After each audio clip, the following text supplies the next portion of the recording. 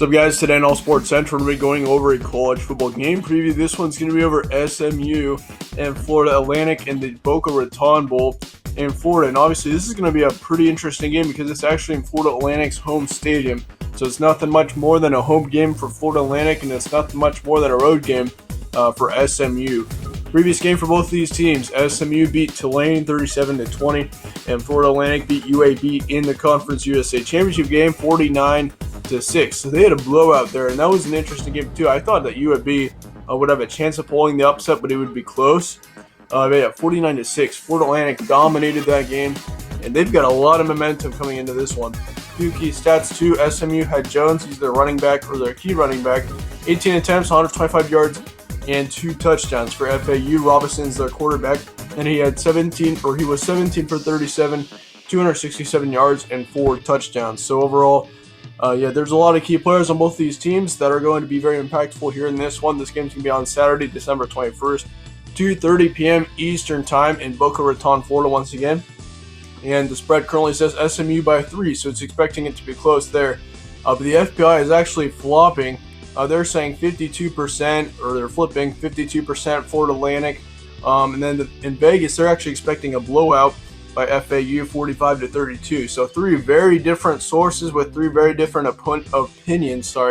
And I mean, kind of looking at that, I mean, the spread usually is the most accurate, and with SMU by 3, it's more of a rare occurrence that the FPI and the Vegas prediction are much more different than the spread is. But yeah, once again, this is still we're still about a week out from this game. So with that being said, I mean, it can still change, but I don't think it's going to change a whole lot.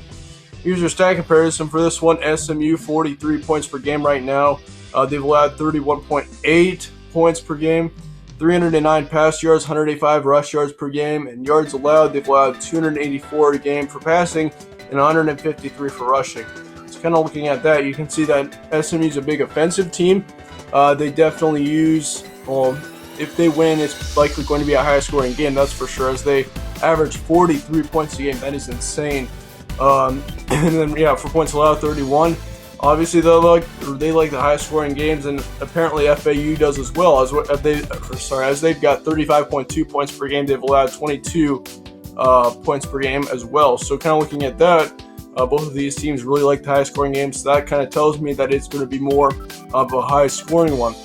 As pass yards, Florida Atlantic's got 278, rush yards 164, and they've allowed 233 pass yards per game, and they've allowed 136 rush yards. And then record-wise, both of them have 10 wins, but SMU is 10-2, and FAU is 10-3. The last 5 games for both these teams, SMU beat Tulane once again 37-20 here a couple weeks ago.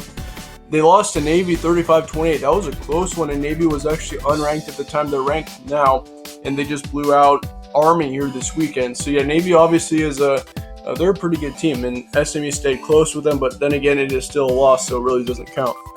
East Carolina, they beat them in a shootout, 59-51. You should probably beat East Carolina by more than that. And then they lost to Memphis in a tough one, 54-48. That was another shootout, and they beat Houston 34-31. So it has been a very bumpy and inconsistent last part of the season for SMU, and that is certainly concerning coming into this game. And of course, I mean, it's going to be probably their biggest game of the season. I mean, with it being a bowl game and stuff, it's probably going to be your second most difficult opponent, probably behind Memphis. SMU is going to have to come to play here in this one. But yeah, FAU on the other hand, they have been on a roll. They beat UAB 49-6, beat Southern Miss 34-17, beat UTSA 40-26, and they beat FIU 37-7, blew them out there, and they also beat Western Kentucky 35-24. So this FAU team is on a winning streak right now, and they're looking really good.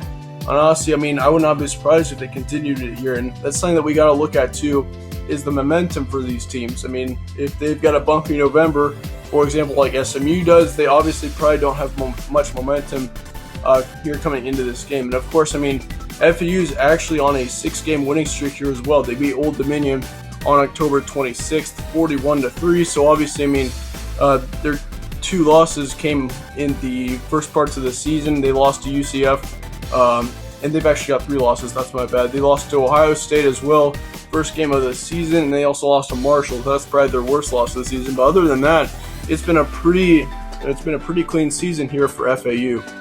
Here's a few key points for this one. FAU clearly has more momentum. We went over that. SMU had a bumpy November. Florida Atlantic won the Conference USC, but the thing is, though, they do not have Lane Kiffin anymore. Lane Kiffin is moving up, and so they do not have him for this bowl game. So that's something you got to take into factor. And obviously, with all the stuff that we just went over, Florida Atlantic is the clear favorite. But yeah, Lane Kiffin kind of evens things out. So this is a really tough one to predict, especially with that happening. Unmotivation could settle in between the team. But then again, this has been a really good year for Florida Atlantic, so it's tough to say that they're going to be unmotivated in this one. How would both teams win, though? SMU cannot let Florida Atlantic get away from them. If they can hang on with them, certainly I think SMU can pull one out. But yeah, then again, if FAU gets up early, I think SMU kind of shuts down from there. The impacts of this game, obviously, this is the first 10-week season for SMU, so this has been a huge year for them. I think it's the first time as well being ranked in the AP Top 25, or at least it's been a really long time since they have been. So yeah, for SMU, this has been a great year, and they're going to want to finish it off on a high note. But in the end, I think that Florida Atlantic gets it done. I think they take control most of this game. They lead at halftime 24-21. And the final score here, 41-31. Florida Atlantic gets the win by 10. And I think it's going to be more of a high-scoring one. Obviously, both these teams certainly like their high-scoring games. So that's more than expected. That's going to be more of a high-scoring game. I would not be surprised to see score totals in the 60s to 70s here in this one. I don't think it'll be much lower than that. Honestly, it could be more high-scoring than this. We'll have to see. I'll be at 41-31 is what I'm expecting right now. Florida Atlantic wins it by 10. I think they take control for the majority of the game, and I don't think Lane Kiffin not being there is going to have much of an impact. Florida Atlantic still gets it done. They shut down SMU, and SMU's bumpy November, bumpy end of season continues here in this one. Yeah, let me know your guys' thoughts on this game in the comments below. Do you think SMU can pull off the win? Be sure to let me know in the comments below there as well. I'd say this is probably the most difficult bowl game that I've had to predict here so far. And of course, I've only done like 6, but man, I think this is going to go up there on the list for one of the most difficult ones to predict. So I'm certainly looking forward to seeing what the result of this one's going to be. Once again, let me know your guys' thoughts on it. If you have any recommendations as to bowl previews that I should do, let me know in the comments below. Stay tuned for that. And once again, thank you guys all for watching. I will see you all later. Hey all, I'd just like to strongly encourage you to subscribe to our YouTube channel to stay updated this offseason on college football and NFL season previews, news, rankings, and more. Once again, thank guys for a great season, and I'm looking forward to the offseason and also what is to come.